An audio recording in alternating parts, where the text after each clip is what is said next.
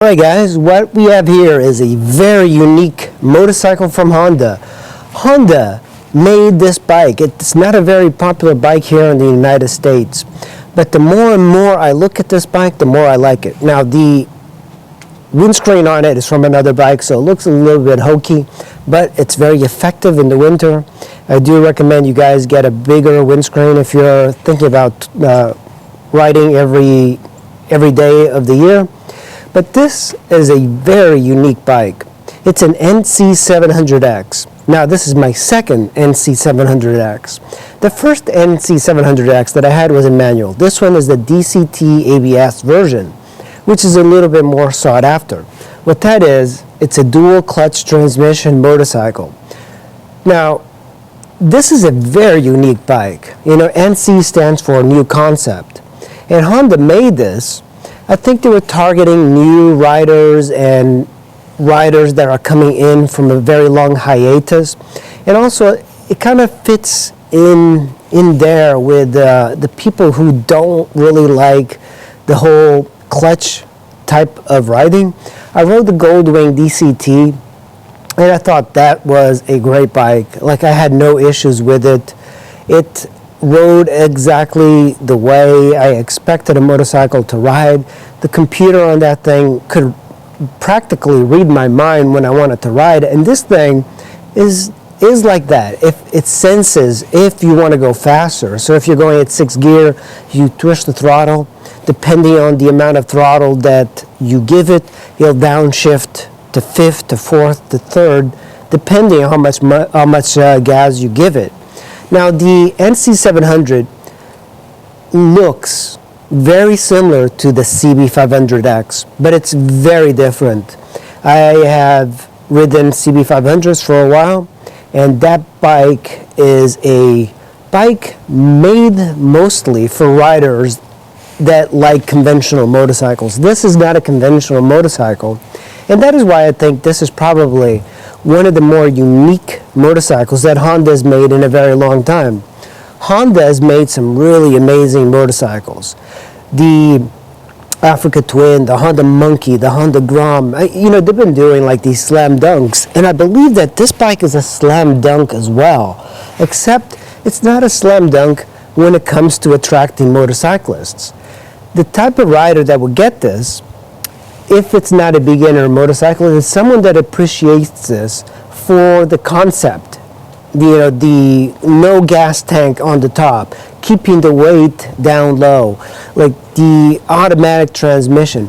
The fact that you get the same amount of miles per gallon on this that you would get on a small 150cc to 200cc scooter. At the nc700 and DCT is the one to get, but the manual version has some benefits that this one doesn't have. First, this one's a little bit wider, having that DCT. It's also a little bit heavier, having DCT and ABS. So if you like less complexity, the manual version is for you. But there's something really cool about having no gears to shift. So here is the engine, and this is the DCT cover. Now, one of the things you can tell right away from the 6-speed transmission version is that when you put your foot down, your leg, your bottom leg, actually rubs this. This kind of stands out quite a bit. It's a good 5 inches from the frame. On the other one, you do not get this. You just get like a very simple cover and maybe like less 3 inches. So it's kind of interesting that they do have this, and here is your oil level. But this is very plasticky. I have never worked on a bike with DCT. This one seems to be effortless. There's no issues with the DCT at all. You can see here dual clutch transmission. All right, let's look at the left handlebar, because this is a very interesting part of the bike. There is no clutch lever here, as you can tell. What you have here is a parking brake, and it's a little bit of a difficult two-hand operation for the parking brake. You have your high beams, you have this button, which is a plus, and this one's a negative for upshifting and downshifting. So you can ride this bike like you would a manual transmission motorcycle with just buttons. So here's that handbrake, and it's locked, and then you have a button here and you have to kind of use one hand to kind of push it in, another one to pull it down, but it is set. That is the position for moving. If you do push this up, you do get a parking brake on the instrument panel that you can't really move. Here you have your high beams, traditional. There is no passing button. There also is a hazard button, which I haven't seen that in a while. You have a horn and then a turn signal. This is something that Honda has done. They reversed the traditional location of the turn signal and the horn, which annoys me. And then you have, of course, down here your downshifter, and over here your upshifter. So this is a particular interesting thing. So when you start the bike, it's in neutral. When you want to start driving, you push it that way, it goes into D. And then you push it again, and it goes into S. S and D are different. D is the more economical way of driving. It should have really been called an eco mode. And S is sport mode. So it keeps the revs lower. You know, normally when you go from 0 to 50, it goes to like 6 gear, but when you put it on S, it does tend to keep it like in 4th and 5th a lot more. So you feel the revs much higher on S than you do on D. And by the way, this is a very expensive key to make. It uses the Honda HISS system. If you put it here, you have the ability of opening your gas cap to the left and opening your trunk to the right.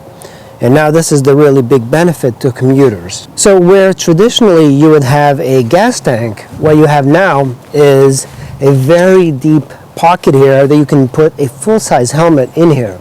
But this is mostly done for commuters. Commuters have the option of putting in side cases, top cases, but on this bike, you don't need that. You have built-in storage into here. Is the amazing feature behind this bike. It's that very deep pocket. Now, this only really appeals to people like me who like bikes to be functional. And when you have functional bikes, I find them much nicer to kind of ride every single day. So here you have 2 bolts. That's all you need to pull this out and reveal the battery. This is your toolkit. Underneath here, you do have a pocket for maybe putting your registration for the bike or whatever. But the benefit of having the battery here is that it's a little bit higher up than most bikes, but not by much. But also, if you want to run wiring to the front, to the handlebars, you can just run very short wires. Or if you have there is kits that you can buy that attach to here, and it would be a USB charging socket or for your phone. So it's much easier to keep everything waterproof here, and you're able to charge it. And also on this cover, you have quite a bit of a deep recess, so that is why a full-size helmet would fit here. This is where your gas goes. Now, you might be going, why is that a big deal? If you look at some BMWs like the F800, it has the gas cap off to the side. And the reason that's a much better design than this is that you can fill it without opening this up. But it's not a big deal opening it up. But if you have, say, a book bag, or you're doing a little bit of touring, one of the things that riders want to do is put their sleeping bags or tent across the rear seat, and then they will use that as storage. Now, if you have to constantly be removing stuff just to open this up, it gets very annoying very quickly. Now, this is a very nice feature that it keeps the seat open, because it would be very annoying for this to go down on you. It's just this little bar. But also, one of the things that Honda tends to do is like they cheapen out. This is something that you would see on scooters. As a matter of fact, this is from my 1985 Honda Elite 150, and it fits right in here because Honda likes to use parts from other bikes. And I do think that this is kind of aesthetically pleasing, but it is a very old school of designing bikes, having this huge stalk that kind of comes back from the bike and away from the tailpiece. and it becomes a whole like different system with wiring and turn signals and less license plate brackets. It's not exactly everybody's taste. This is more of a European style design, but there are a lot of people that do not like this sort of like system. I myself kind of find it uniquely interesting because it kind of sets everything away. If you're like planning on putting luggage on the bike, this doesn't get in the way. It doesn't, when you have things like flopping over, you know, like a book bag or whatever, it doesn't get in the way of the taillight. One of the things that Honda did with this bike is that they put stock turn signals, and you might think, well, what's the big deal with these stock turn signals? If you're a beginner rider, as a lot of people tend to be with these bikes, you're going to drop the bike, and this one's been dropped. You can see the previous owner put some tape on here, but the reason you want these turn signals as opposed to the integrated turn signals is that if you drop it, they break. They are very inexpensive to get and replace because you can get them anywhere in different styles, LED bulbs, everything. Now, if these were integrated into the plastic, as a lot of motorcycles and scooters tend to be, what would happen is that you would break it, the plastic would break, it would be much more expensive and much more difficult to replace as opposed to these types. This is a very quiet exhaust system, and it takes some time for motorcycle riders to start admiring quiet exhausts. If you get in trouble a lot with the law, you get speeding tickets, the last thing you want is a loud exhaust because sometimes you ride with your ears. This is very quiet, and I'll turn on the bike right now. And you can see, like, very, very quiet. It's fuel injected, so it starts right up, but you can hear the note. It is, you know, it sounds good, except it's not the type of like motorcycle that gives you a passionate sort of exhaust note, which is fine. I like to keep this. The only reason I would replace one of these is to replace it with something that's lighter. All of these stock ones are extremely heavy, so that's something that owners of every motorcycle do. Some people get the exhaust for the sound, some get them for the lightweight savings. All around is a very easy bike to work on.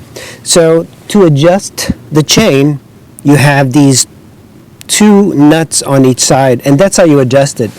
Very easy, very simple. You would just kind of like match it, and there's these this is the marks right here. You would loosen the axle and then adjust this. Of course, you know, this bike is so efficient, you really don't do that very often, but you still have to replace chains every 10,000 miles. This one's got a really nice looking rotor disc brake, and of course it's got the ABS system. That's the ABS line coming in. With the ABS bikes, you do have a little bit more weight because you have the ABS pump, and it's non-spoke, so it's using the cast wheels. I actually find these completely okay. I like the idea of not truing wheels. And this is a bike that's more of a commuter than it is a performance bike. Nobody gets this bike for performance. People get this if they want to crunch in a lot of miles. So, and this is a 17-inch rear. Front is a 17-inch, which is kind of like a little bit of a downside. I believe that Honda should put a 19-inch front on this bike. It would have been a much better idea. Now, I'm a big fan of grab rails. You know, when you have a passenger, you want her to be, or him, grab these grab bars and be relatively safe. But for the most part, grab rails are really good for commuters because you can like strap things onto the seat and use this as a bungee or attachment point. The first nc700 that I had did not have these little winglets. So there's these winglets here that attach to the side, and there's one here, one on the other side, and a couple on the bottom. So there is the other winglet there, and if you just kind of look up a bit, you look at the orientation of the engine. So this is a very unique engine design. This is the more interesting thing about this bike is the orientation of the engine, the angle of the engine. Now, a lot of people, including Motorcycle Magazine, describes this engine as being a Honda Fit engine that's been cut in half. I don't know how valid that is, but the Honda Fit does have a very forward engine. This engine is very interesting because if you are a home mechanic, this is the engine that you want to get. So it used to be all sorts of motorcycles had the valves that you could adjust using like a screw and a nut, but then they started making these engines that had shims. So the shim system is much more efficient and reliable, and it holds the valve specs much longer. My Super Tenere does have that. Most modern bikes do have the shim sort of system, but this one uses the older style, which makes it so much easier to kind of live with. If you're a home mechanic, adjusting this is very simple. You would have to move the radiator just slightly, and you have the ability to reach the head of the engine. The cover is right over here, so it's a very simple sort of engine to work on. Like, that is something that is very unique to this, because Honda designed this to be a very easy bike to work on. Now, you don't hear of any motorcycle makers making bikes easy to work on, because it doesn't really matter too much to a higher percentage of motorcyclists that use motorcycles only for weekend activities. But the people that get the nc700, nc750, V-Strom tend to be people that ride year-round and tend to commute. So that's the reason you would want the old school valve adjustment rather than the new style. You know, I kind of feel that the chain system on this bike should not have been added. I kind of feel it should have had a belt system. NC stands for New Concept, and I know that the chain is an efficient way of getting power to the ground and it's cheap, but I kind of feel that this bike should have been given either a shaft drive, which would have been limiting in expense. That's something that's on higher end bikes, but a belt drive system like the BMW F650 CS had would have been a much better solution to this, because it is a new concept, as Honda puts it. Up front, you have a really large diameter rotor, and the rotor stops the bike just fine. Like, I've heard of people saying that it doesn't have enough stopping power, but I do find that it's absolutely adequate for the amount of power that this bike has. This is a pretty decent Nissan brake caliper. It's got ABS, very large rotor and ABS rotor. It's a 17-inch front wheel, which is a perfectly good bike for commuters. And you do have conventional forks. The biggest gripe I have currently with the bike is the suspension is not good. It's not good in a way that it just doesn't compare to high-performance bikes. Like, even adventure bikes, they have better suspension, and everybody's going with the upside-down forks. This is conventional, which is fine. Very easy to work on. Like, that's something I can't say enough about these type of bikes. Very easy forks to remove. So you could possibly even get fork gaiters here and kind of help protect the fork leg a little bit more. But if you were to ever do fork seals, very easy bike to work on. You can just, there's 2 bolts, you know, you can reach them without removing any plastic, and you can remove the entire front end out. You know, this is something that Honda does a lot. You know, they put these vents here, but there is no need for venting because there's no ports here. So this is just entirely for show. And I do like the headlight system of the Honda. So if I turn on this, it is perfectly adequate, the light. It does kind of stick out quite a bit. This is plastic. And if I started and I hit the high beams, very simple system.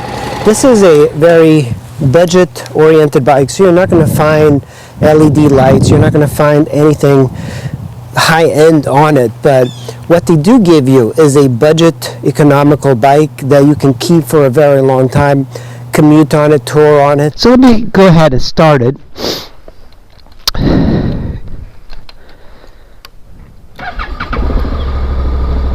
Starts right up. This is the DCT version, so all you have to do is like push D and you're going. So let it warm up a little bit and we're gonna go for a spin. I'm gonna do like a, look at this. This is top speed, full throttle. All right, let go. So we get 60, 65 miles to the gallon. You're gonna be filling this thing up often because it is a very limited range. And they could have easily put a gas tank that was a little bit bigger, put something a little bit bigger, and increase the range to like 300. I mean, that's what adventure riders want. You know, it's not the idea is the adventuring. That's what sells the bikes, but very few people on GSs actually go on adventures. It's most of the time they're Starbucks bikes. It's the same thing with this. Like, I kind of feel it missed its mark. It's got a cool engine, very fuel efficient engine. It's one of these engines that a home mechanic could still work on it. So when you can work on a bike like this, I mean, everything about this bike is for a home mechanic. Yeah, this bike does surprise, I think it will surprise a lot of motorcyclists. It's that good. It's that quick. And it handles really good for such a small bike. I mean, look at it. It is sprightly. Kind of stuck here. The cops won't bother me.